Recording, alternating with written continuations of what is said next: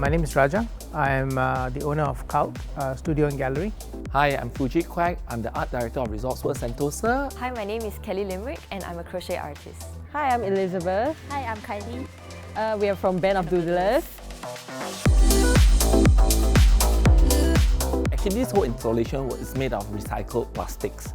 So for this installation, I choose to use plastic and this was because I was unpacking some furniture and I realized that we have a lot of plastic waste from that. It's kind of an interactive mural with facts about climate change, and we are using neon colors and black for it.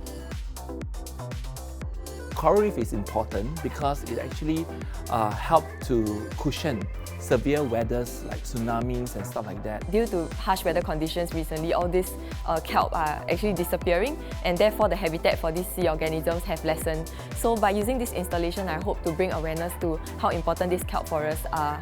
So for our mural, we actually have like an interactive aspect where we hit a couple of hidden messages that will encourage our audience to find them and hopefully inspire them to make small tiny changes to their lifestyle to combat climate change.